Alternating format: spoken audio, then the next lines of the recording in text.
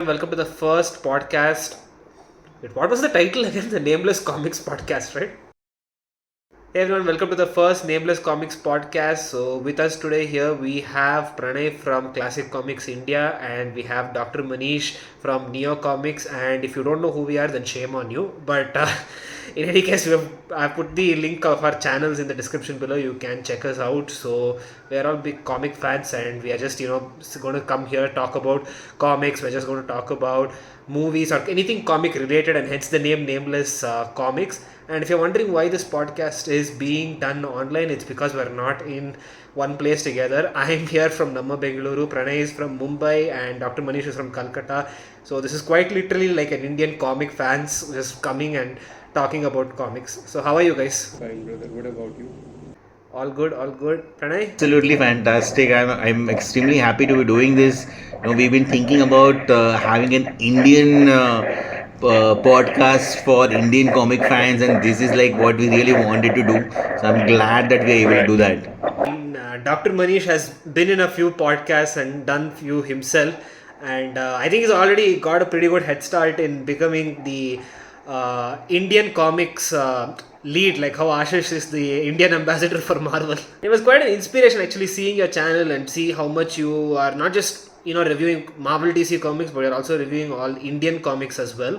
So that's what gave me the boost that okay, we can just talk about comics in general, and there's a lot of stuff here in India as well that we can talk about and discover. And basically, when I started off my channel, it was about 5-6 years back, and I had started with Astonishing X-Men. John Cassaday was the artist. I am forgetting the writer. So that was my first review. It's still there. Yeah, Joss Whedon and John Cassaday, and phenomenal artwork, and story was also pretty good. And after I posted the review, I went ahead and did some DC comic reviews, and then I realized that for Marvel and DC there are so many amazing channels already out there. But when I'm searching for Indian comic reviews, not many options are popping up. So I made a soft transition, and then it was all fun and games in the beginning. The first couple of years, I was just casually recording on my phone. There was not even a tripod. I was just with my shaky hands, and it was not professional. I was very candid. I was not holding myself back, and suddenly I saw that there are about 500 subscribers, 600 subscribers, and about 20-30 of them are very loyal, and they are like repeatedly asking that please be more regular. So then I dawned on to me that I have acquired some sort of responsibility and I should pursue it a little more seriously. Then COVID happened, unfortunately, but that gave me some extra time to put behind Neo Comics, and then it became mostly an Indian comic book review channel, and it stayed like that for about 3 years until recently something very interesting happened. So I was watching Deadpool and Wolverine. All of us have watched that, right? So seeing Hugh Jackman make a comeback as Wolverine was already amazing enough. The plot, not a big fan, but overall the execution and the banter, it was pretty amazing, and I loved the intro music by NSYNC, and I posted a short on that, adding some subtitles, and it blew up suddenly. There were a bunch of new subs and a lot of views, and that was kind of overwhelming because as I was pursuing Indian comics, then it is very niche. Already comic books is a niche thing, and Indian comics is even a smaller niche. And then I posted another short. It was about Gambit. He was talking and his gibberish tone. It was not gibberish actually, but that's what one would presume when they will hear it for the first time. And that also blew up, and then I kept on making shorts, and one among 10 shorts started blowing up, and that is how now I have two follower bases. One for long form videos, there are my Indian audiences, and for my short form content on Marvel, DC and stuff like that, there is worldwide audience, and that's how Neo Comics is growing right now. I want to know one very important thing. You're a doctor, so obviously I think doctor's degree is like 5.5 years, and the curriculum in India for medicine is really exorbitant. How did you manage that and reviewing comics at the same time? So one thing that I realized lately in my late teens was that I have just got one life, and I was pursuing MBBS is because in India, you know, right, there is some sort of pressure from the early childhood only that you'll either have to be a doctor or an engineer or you are a nobody. That's a very bad, Asian thing. I should not be using like saying stuff like that, but it is what it is. So, on top of that, my father is a doctor, and I was, not to brag, pretty good in biology.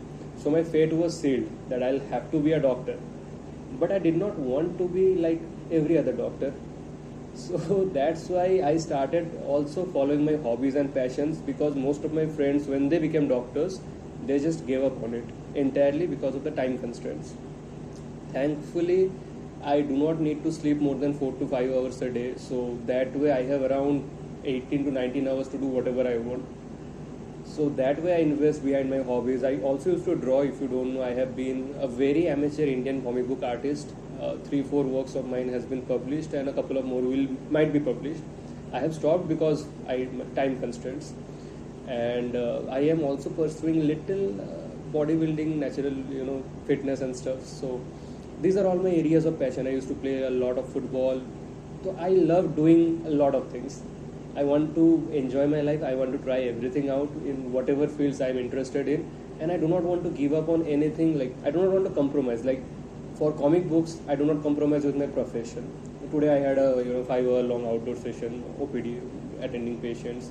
Then I also have an editor now who has taken some of my burden off my shoulders. So that is how I'm managing everything. I just came from gym. I didn't have the time to even change. So because it is already scheduled at 8 p.m. and we have been rescheduling it for quite some time. So this is how I manage. Like, time management has been something that I have been practicing, and it has been working in my favor so far. Going to our first topic, Neo Comics, you have been exposed to a variety of comics, and Pranay, you have been collecting from a very long time. So you have a good database, and I want to know, where did it start for each of you? Like, what was the earliest comic that you read, and what comic series got you into collecting in the first place? I would let Pranay bhai go first because I have been talking for a long time. So please proceed. Sure.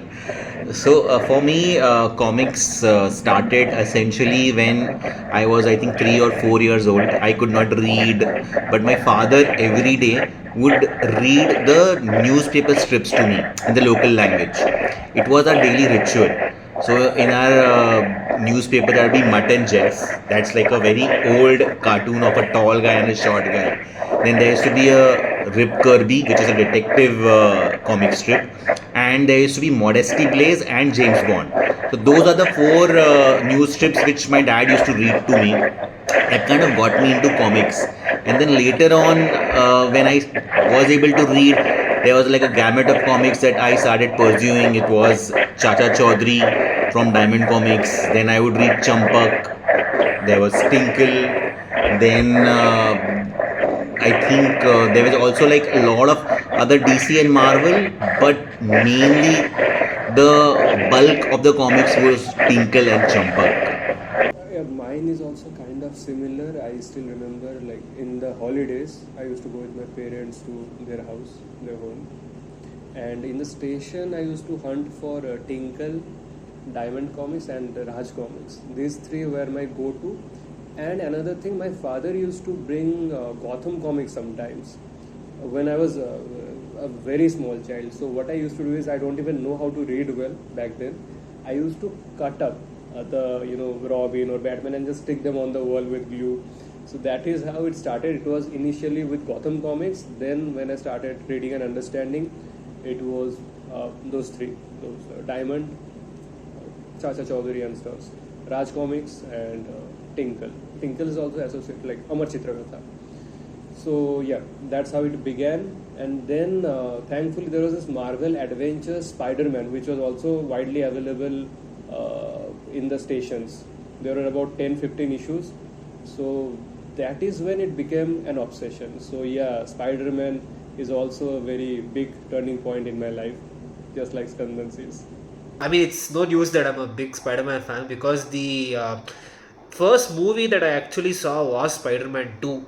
Tobey Maguire Spider-Man 2. So that started everything for me. And I was actually quite lucky enough because one of my mom's colleagues was also an equally big Spider-Man fan, and he had like the digital scans of the first 500 issues or so. So I used to like just repeatedly review them again and again, even if I wasn't following the story, because as a kid, you're just fascinated by the costume and the actions. But that's how I was always going back to it. And with real books, I always had Amar Chitrakatha and Tinkle, which I was going to.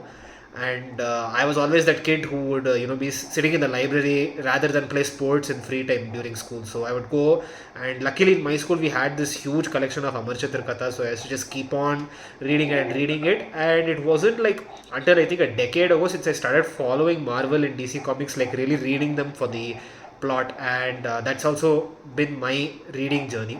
And Amar Chitrakatha is widely available in most school libraries, thankfully. So I think there were some comics which are like very niche, which are available. I don't know whether they were available in Bangalore or in Calcutta.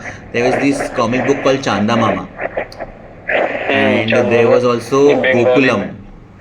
So those were the books that were there during my childhood. I'm sure some of them possibly could be there. Have you guys experienced that? yeah, Chandamama was not entirely comics, if I remember correctly. No, it was not entirely comics. It was stories. Yeah, stories and some comics were there. Yeah. That used to be the highlight for me.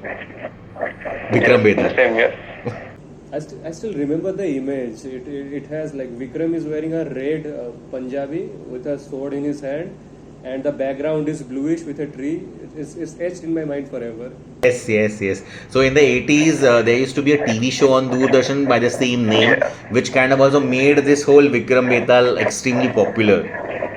Skandan, have you read those Marvel Adventure Spider-Man issues which are only available in India, like separate single issues made India for India only? Yes, actually, I had that Gotham Comics Spider-Man Adventures where he fought the Sinister Six, both the issues actually, and I think I still have one or two about them. Gotham Comics. I have the entire collection, not the Gotham one. It was like printed pretty well because most of the Gotham comics, those are not good printings, right? Those are just cheap prints. But this Marvel Adventure Spider-Man series, I have a video on my channel as well of the entire collection. I read the first issue I read was of Spider-Man teaming up with Human Torch against a monster called Boom, a red color pumpkin-like monster. So that was what got me hooked onto this comics all over again, because once you are reading Gotham comics, you have been exposed to the Western comics culture, right? You know the standard. Then you are now reading Indian comics, and it's good. It's not there. I'm not demeaning, but it is what it is. And then again, I came across Spider-Man on Marvel Adventures, and that got me hooked on again. So when I was young, there were also other foreign books which were available. Asterix, Tintin. There were some GI Joes which were available. So, and of course there was Indrajal Comics, which kind of played a huge part as well, because those were the comics which had Phantom, Mandrake the Magician, Flash Gordon, and they also had my favorite hero called Bahadur. So he was an Indian character made by Indian people, and he used to wear the kurta and the jeans, and he would fight dacoits and bad guys and all that. So whenever like I would go out to buy books, my favorite would be to pick up at least one Bahadur book. I think I still have at least 10-11 in my collection. I mean, Indrajal collection would be around 30-40 books, and majority of them would be a Bahadur title. Bahadur made Indrajal quite famous back then.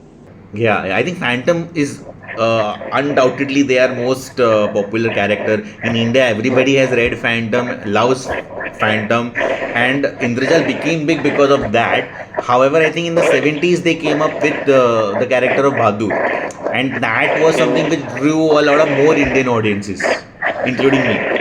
Speaking of Indian comics, I want to ask if both of you guys have come across these two titles. I'm sure you guys would have, you remember Gotham Comics Devi line, which was one of their independent comic runs.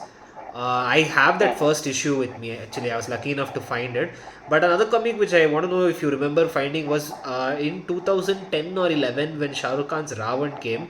In Times of India newspaper, they sent out a free Ravan comic to everyone. Did you guys remember that? I don't have that comic, but I do remember that when the movie had launched, so one of the things which they were trying to promote it was with this Ravan comic where Shah Rukh was playing the superhero Robo. And I think before that, there was this one comic strip they had started in newspaper for the movie Hum Tum, which had Saif Ali Khan. So there was a girl and a small girl and a boy, and they were kind of having frictions and banter and stuff like that. So that started off this whole thing of having, Indian movies using comics and comic characters. No, I haven't read the Ravan comics either. I wish I had it with me. It was a big thing in school because we were all like at that time some second grade or third grade students. So sadly the paper quality was not good. So in the tussle between a lot of us ended up tearing it, and I still ended up somehow getting a better copy, but then I've lost it with time. I have no idea where it is now. I have lost many of my Gotham comics as well. To both of you, what is your favorite series? No, it keeps changing with time. I would say for DC it was Injustice. I just didn't like the way it ended. The writer changed and it was a big letdown, but never have I ever felt like this for any other comic book series where by the end of every chapter there is a fantastic cliffhanger. I am hooked on and I am just flipping through the pages like anything, because usually when it comes to an omnibus or reading a chunk of material, I have some commitment issues. It takes me quite some time, just looking at the volume. It took me about 8 days to complete the Planetary Omnibus. So that's... I was not enjoying it either. I have been very vocal about it. I think it's very overhyped, and many people have agreed to disagree to that. But if you say that my favorite would still be Injustice, again, didn't like the way it ended. And for Marvel, what I really enjoyed, even I enjoyed till date, is Ultimate Spider-Man. The run. 2000 era. Yeah, Mark Bagley's art.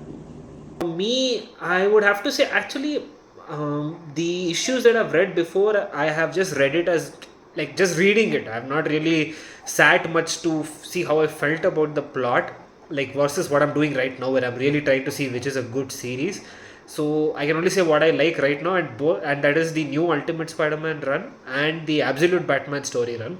Because both the new Ultimate in Marvel and the new Absolute in DC, they're all doing pretty well. But these two, I like how they have like totally changed what is the stereotypical things about Spider-Man and Batman. But they have not changed their morals and convictions, which keep them the same as what they're meant to be. And that's why everyone's loving it. It's just really cool what they're doing. Yeah, the essence of the character should not be lost in the name of rebooting it. Exactly.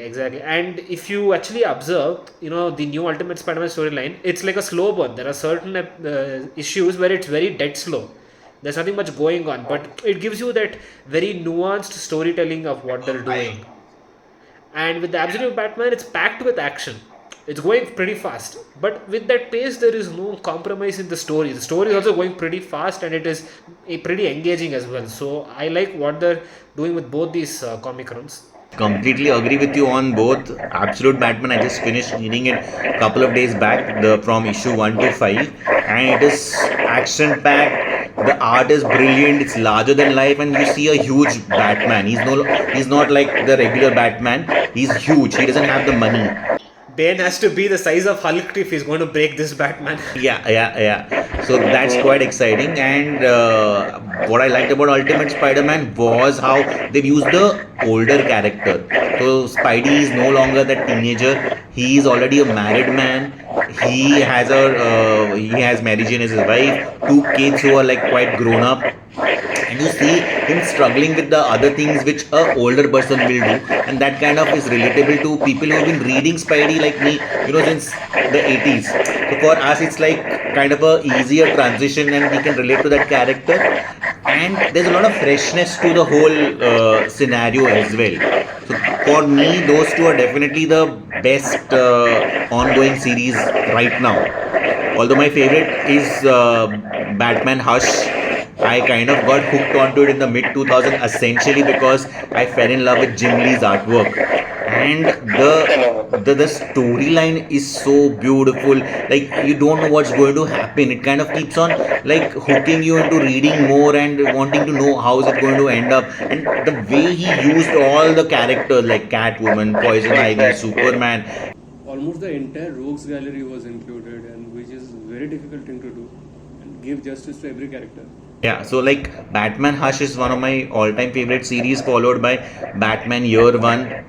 I mean, that's Frank Miller's work, so I mean, like he's the best out there for me. One of my all-time favorites, and like how he recreated Batman in the 80s is something which as a transition from the campy Batman or the detective Batman, he became into somebody who was more serious, and that is what you would have to give credit to Frank Miller for. A lot of people who in the 80s and the 90s who started reading DC was essentially because of the Year One. Those two are like my favorite series. What I loved about Frank Miller is he made these characters cool all over again back in the day. Although I was not present during that time, I was born in 1997. but yeah, we do little research. What I hated was the way he raised the expectation, the bar, and then he kept falling from grace with the Dark Knight Returns sequels.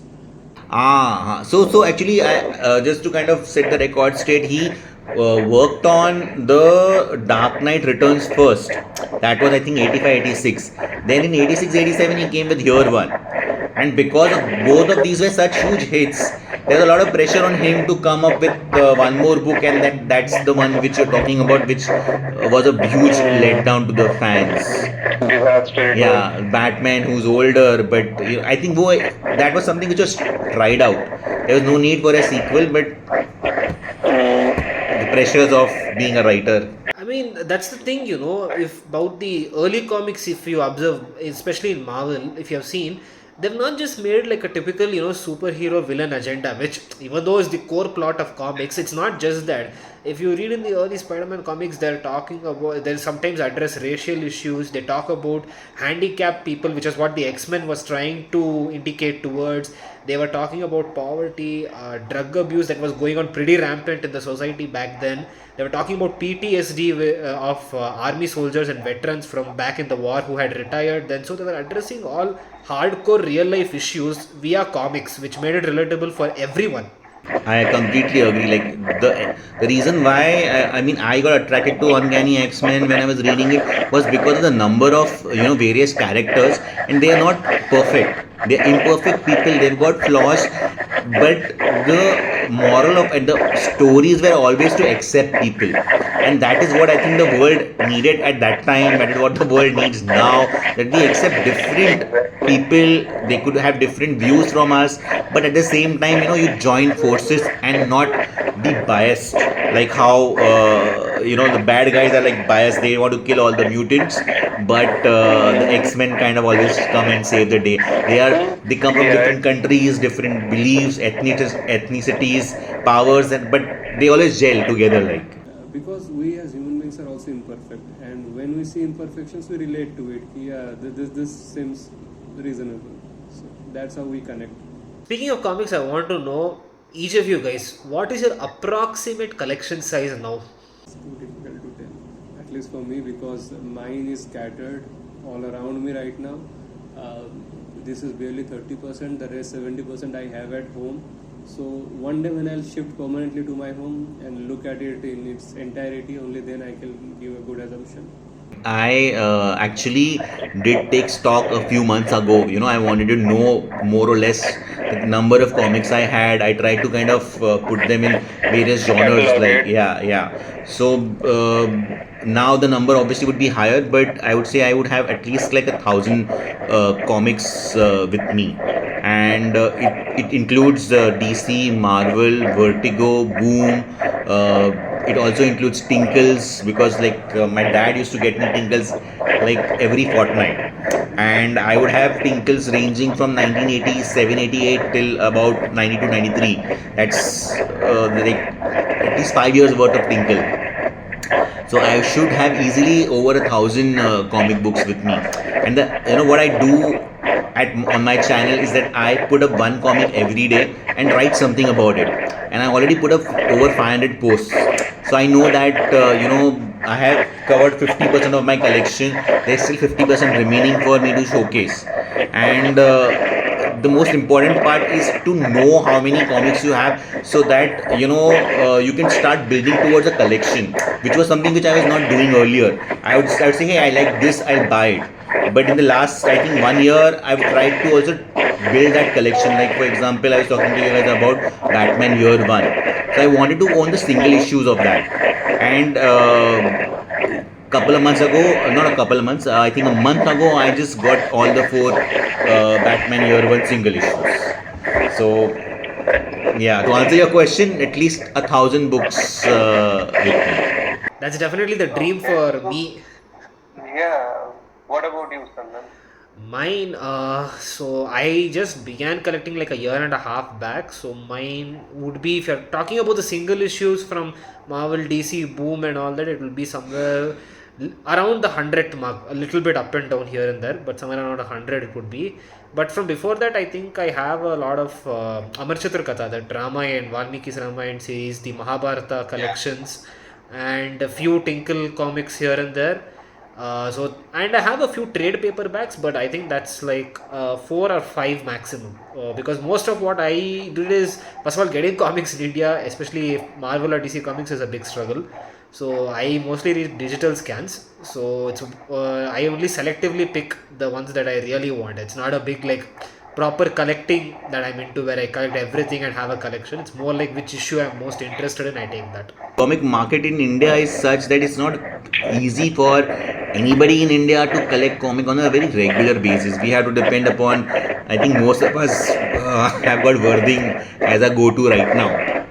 But if you look at it from a few years ago, besides Amazon and your local paper mart or some book fairs, it was very difficult to get the books that you genuinely wanted. Like for me, mid 2000 was all about collecting trade paperbacks, because that was easily available at Amazon, it was available at Crossword, and like the books that I got into were kind of offbeat books. Like I loved the whole Why the Last Man series. So I had that whole series collected. I had the Fables from Vertigo series, which are all collected in trade paperbacks. So trade paperbacks was at least possible, but from a single issues collection point of view, it's very, very difficult to get the books that you would want. I don't know how you guys go about it, but No, this has exactly been my approach as well. I was into single issues. I have a bunch of single issues of say Spawn, some Spider-Man, some Batman, and then I found that just collecting them, their collectible value is high. But I am a very passionate reader and reviewer first, and then a collector. And if I want to collect, I can collect an omnibus. That's even more efficient in terms of space, because single issues will have to bag and board, and that increases their volume by 1.5%. So that is it did not make much sense to me. So I almost gave up on collecting single issues, and I strictly focus on trade paperbacks and omnibus now. Yeah.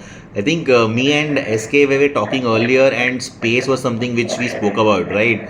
Like in India, space is also a huge issue. Like Definitely. I mean, if I'm going to go forward, I definitely need to have my own personal garage. Like how Batman is a bat cave, I need to have a separate comic cave. Yeah, I'm building a small library at my home. I have already invested in a shelf, and it looks nice. you can see behind me, this is my new cupboard. I have another cupboard in another room. This is something which is like I had to literally convince my wife that I will buy a cupboard which will not occupy a lot of space. It will be a smaller one and stuff like that. See, like after 3 months of kind of going back and forth, she agreed, and then I was able to get this because I really needed that space. I had lost a lot of books to water damage, because I had stored some of my books and good ones like Indrajal Comics from 1970s 80s. I lost good comics to water damage because I had unfortunately placed them in a loft which was privy to water. So I have learned my lesson. Whoever is watching, I would just like say, get a good storage, keep them away from sun and water. Hey, I wish you had told me that earlier, because the shelf I made now, because I don't want taking out books to be cumbersome, so I said ki don't put any cover, like let the cover be open in the front. So I wish you had given me this piece of information earlier. Okay, it's never too late. Maybe next time. I don't want to know, like, right now, if your top 5 dream comics to collect, any company, any genre, what would they be? I'll let Pranay go first, and I'll take the sweet time to think about the answer. So I mean, top 5 is a very lesser number. I would possibly go to a top 7. So for me, and I think possibly I know for sure for SK also this holds true, ASM number 300. That's something which I would love to definitely own. Then there is Detective Comic number 27, which is your first appearance of Batman and Robin. So, not Robin, but of Batman. So, I would love to have that. It could be in any condition, like, even if a 3 grade is good enough for that book. Then, like, I fell in love with Batman 232, which is the first appearance of Ra's al Ghul. However, I had loved the cover much before I knew that this was the first appearance of Ra's al Ghul. So that's kind of a personal grail for me. Then there is Secret Wars number 8, the first appearance of this black symbiote and the black suit Spider-Man on the cover. So I would love to have that. There's Batman number 251, which is your Joker's the Joker in 1970s was a fun-loving, happy Joker, but in this book he becomes the psychotic, crazy killer that we know of today. So that book changed how Joker was perceived. So I would love to have that book. There is also X-Men Giant Size Annual number 1, which has a lot of first appearances, second appearances. That's definitely a very important book that I am sure I'll be able to get one day. That's up there for me.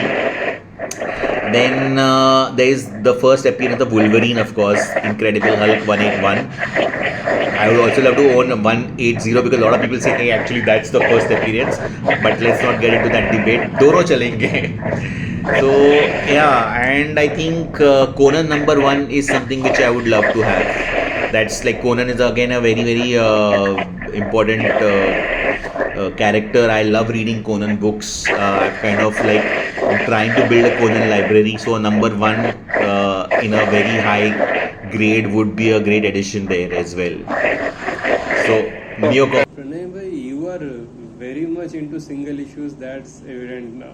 Like you know the numbers by heart. So I have become like that. Earlier, as I said, it was all about trade paperbacks and stories. But then I realized that as I'm growing my collection, I'm spending so much of money. I should also try and get single issue comics which are of value, which grows in value as well. Like there was a separate conversation which I had with SK earlier, where I was telling him that having CGC books is also a good thing. Maybe later on that could be one of the topics that we can do a podcast on as well. I think then you go post that SK can talk about his amazing fantasy number 15 and all the other books that he has in mind.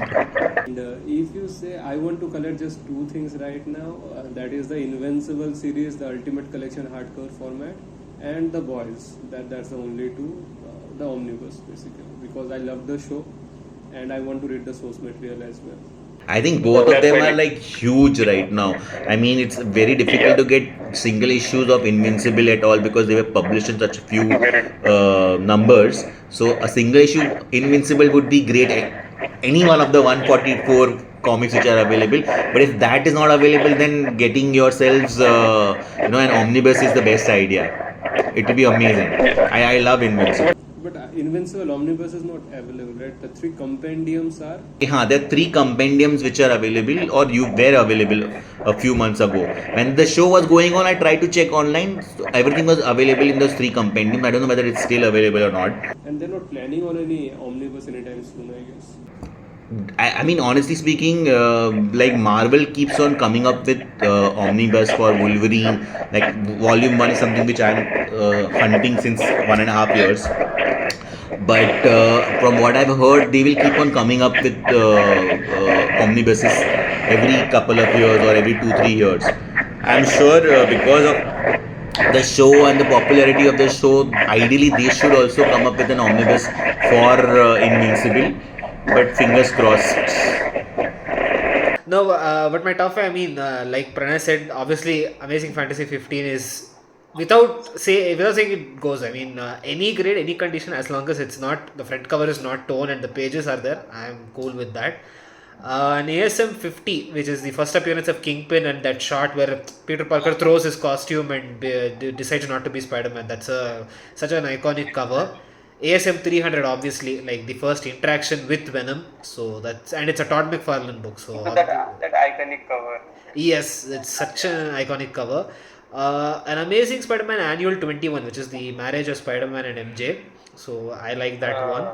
I'd also I didn't think I would want this issue, but in the recent times I've kind of like started having a liking to this issue, and that's Batman 423, which is Todd McFarlane's work.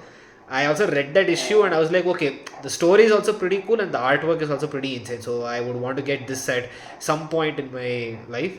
And another one that I want is like in either any 5 of this or any comic at all, a Stan Lee signed Spider-Man copy. It doesn't have to be a key issue. It can be any random issue. It just has to be a Spider-Man comic and he had to have signed it. That's all.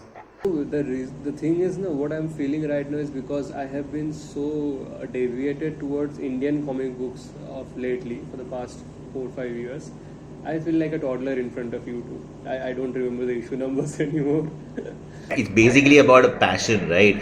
So the more passion you have, doesn't matter whether it's an Indian comic book or a DC or a Marvel comic book. It's basically about having the passion, and that kind of unites us all.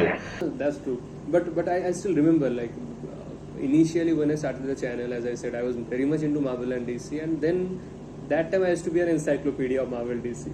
But with time, because I'm culturing it less and less, so I have detached a little, but I still try to keep up. And also conversely, actually, we both can say that we are toddlers when it comes to Indian comics because your exposure to that is much higher than ours, especially in the modern industry. Yeah. Right. Because from a modern Indian comic books point of view, except for a few of the Yali DreamWorks and maybe a bit of a Holy Cow, I have not been pursuing them. Like the ones that I know of is Nagraj, Super Commando, Dhruv, because those were available when I was growing up.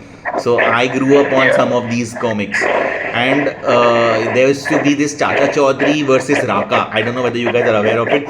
For us, that was like that was huge. Like there were 3 or 4 of them, and every time a Chacha Chaudhary versus Raka book would come, it was mind blowing. Like it was a big event for us during those times. I can see a copy of Technicolour Lovers in your cupboard. Have you read it? I read it, I loved it. So I just got it at the Mumbai Comic Con on Saturday, and I finished reading it a couple of days later. I loved the art, I loved the story, although it's still yet to be finished. But the way it has been done, I mean, it's brilliant. It's like a cinematographer, like a movie. It's like that. That's exactly what I thought. Like, I saw on Instagram the cover art. So I was like, okay, fine. This artwork itself is like pretty intriguing, and I wanted to take a look at it. And then I was like, reading it, was like, okay, this is giving me Brahma Yugam kind of vibes, and like Udidavar Kandante as well, which is a very popular Kannada film. I definitely suggest you guys watch that. But again, it's that's also these all, and it has this journey into the occult and black magic side as well into it. And obviously there is more to it than just that, because I think by the time you get to the end of the story, you see it's not a linear storyline where one is bad, one is wrong. There's a lot more thing that's intertwined, and it's not just the plot, it's even the artwork. Everything is just so detailed in this one book. It's like how Kamala Hassan would do a movie. Everything is extremely detailed because he's got to get into it. So I just want to know where the story goes further from this. Same. I think the only grouse that I had was about the black color which is used in the comic. So a lot of times for me, I couldn't understand which character was speaking in some of the panels because there's so much of dark color used, and I think that's because of the printing possibly. So that's the only Yeah, the printing was pretty bad. that's the only thing which I have a problem with. But otherwise, the way it's been drawn and the story is just fantastic. You have also read it, Neo? Yeah, I have reviewed it as well. So I loved it. Speaking of Technicolour Lovers, if since all three of us have read it, you guys would have seen on the last page the cover art of Druk. That's Tadam's next coming work, and it's really impressive how with just that one cover art he has sparked so much interest because it's giving me like Shang-Chi street fight kind of vibes from it. Right. So that I'm really like excited. I want to know what this is about. What is your thoughts on that Yeah. cover art? Equally excited, and seeing Tadam show his artistic skills in a comic book is always a pleasure to watch. So I'm pretty sure, and this is going to be like he's the owner of Black Sheep, co-owner with Bijoy. So I think the Druk is going to be as a owner and also as an artist his first venture. So I'm totally looking forward to it. Same. It will be exciting to see how things pan out. A new genre, action genre, Indian comic. And creator-owned comic book. So that is what they have pushed with Black Sheep this time. I don't think any other publisher or publishers have tried this before, at least in India. Not that I know of. So, I think Holy Cow is also self-published. so they're not creator-owned though. That Vivek guy, Yeah, he is the publisher. yeah, I met him in the Mumbai Comic Con. That's what he told me, that he owns the Holy Cow, and he worked with Ramvi, and Ramvi is now doing some fabulous work internationally. They had worked for that Origins of Aghori Origin series. Yeah, that We had worked. the Death of Leela Star. The best book that I think Ramvi has written is Rare Flavors, which came out last year. I mean, if you guys have not read it, I highly recommend that you guys read that book. It's based in India, and the story is phenomenal. The art is a little bit like how a foreigner would perceive India and draw, but it's still pretty good. So I would suggest, I think it should be available on Amazon. Trust me, guys, you will love the story. The story and the setting is too good. And if you guys like food, there's a lot of food recipes in the book itself, and there's a lot of mythology in that. So it's something worth checking out. You have heard about Savage Shores and Blue in Green as well, right? Green in Blue, I don't remember exactly. I have not read that, but that's another highly recommended work of Ramvi. There's also Savage Shores, which I have read, which is about ancient Rakshasa demon versus vampires and Dracula from Europe. Like they come headlong in the in 1800s of India under the British rule. Tremendous art, tremendous story. Like so, I mean, Ramvi is doing a fabulous, diverse amount of work. Like very happy with how the kind of work he's doing. So I will ask a couple of questions. For example, like this comics is our common passion, right? Reading, collecting, and stuff. And professionally, as I said, I'm a doctor, and out of passion, I also do a little bit artwork, some gymming, some football, and these things. What do you guys do for profession? Like, what are you pursuing, and what other passions do you also inculcate in your daily lives? So I have been an advertising man since the last 21 years. In 2003, I started my first job, and that kind of helped me start buying comics, especially at that time Gotham Comics had come. So that money and independence is what helped me get more into comics. I have worked on brands like Fevicol, Dr. Fixit, Amul. In my earliest stint, I had worked on the entire ZTV portfolio. So I've been a brand communications expert since my last post was the head of India in a creative agency called Anarock. And besides being passionate about branding and communication, I love football. I am a huge fan of Liverpool Football Club, and I have had the pleasure of going to Anfield to watch a live match where my friend Mo Salah scores the opening goal. So kind of a dream come true, bucket list ticked. And I used to draw when I was in school, like quite decent. But post that I have not picked up scribbling. But I feel that if I get a little bit of time, then possibly that is something which I would be able to do as well. So that's advertising, lots of branding, lots of football, and in between there is books and comics. Like, so yeah. Okay, I just recently finished my B in biotechnology, and now I'm working at a startup which is also biotech related. So that's where I am at right now. I mean, obviously, career wise, even I don't know, it's still pretty new. I'm just going along with the flow, figuring things out. So I guess I also have to find out. I'm going to experience it first time. Yeah, you have to find out, because if you want to keep collecting and reading comics, and if you don't have a bunch of currencies in your account, it's gonna make you broke very soon. Comic is an expensive hobby. It is space expensive and budget expensive also. Exactly. I mean, all of us are going through the same thing. एक बार चलो budget manage हुआ, but the space is a genuine issue. I mean, like where do you keep? How do you store? It's a pain point. I think for people who have been collecting comics since their childhood, like us, keeping them and making sure that they don't get thrown away in the rugby is also important. Most of us would have possibly, while they're growing up, their moms or dad would have not, like in my case, thankfully they have not done that. But I've heard so many people who've lost out on great books because their parents wanted to make space. Thankfully, that was not the case with me either, because my mother and father knows very well how deeply attached I am and how pissed I will be if they do this kind of things. That's a similar case with me, but I think my overall collection volume is not all that big for me to worry about it yet. But it is becoming considerable enough right now, with just 1 year into it. So I need to start managing that. So, but outside of comics, if you're asking about my passion, I draw. I mean, you would have seen maybe on my stuff. All of us draws. I used to draw. Even I used to draw as well. I have stopped drawing for about 3 years now. As I said, to make one page it takes around 7 to 8 hours.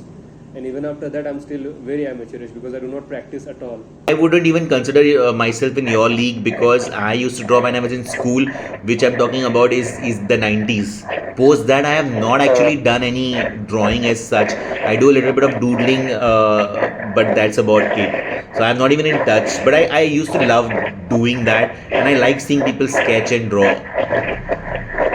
So I have seen SK's sketches, and I know so there was this one live show, Tadam is drawing, and SK is also drawing. And then after Tadam finishes his work, I'm seeing SK's pose. I'm like, oh, that's pretty good as well. Yeah, I mean, it was a quick sketch because I think for me, speed is not an issue because I think in lockdown, I used to do 2 to 3 drawings every day. So it's out of touch now because again, after lockdown, I stopped doing it. Now, only just recently, I went back into it. But it was fairly easy to pick up that pace, although I'm not as good as Tadam because I have not gone into any formal training. It's just pencil and eraser. I don't explore more than that, but for me it's just about having fun. I should just, even if I don't think it's perfect, I need to just have some fun when I draw it. If it comes out even a little decent, then I'm like, okay, fine, I had fun time. And it's come out pretty well as well. Drawing is a very good hobby, I must say. It's very creative energy is oozing out from this thing, and it's good for the soul.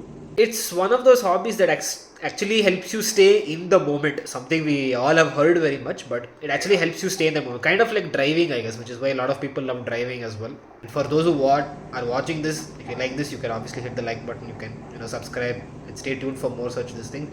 Any topic that you want us to actually discuss about, put it in the comments. We'd be happy to discuss and talk about them.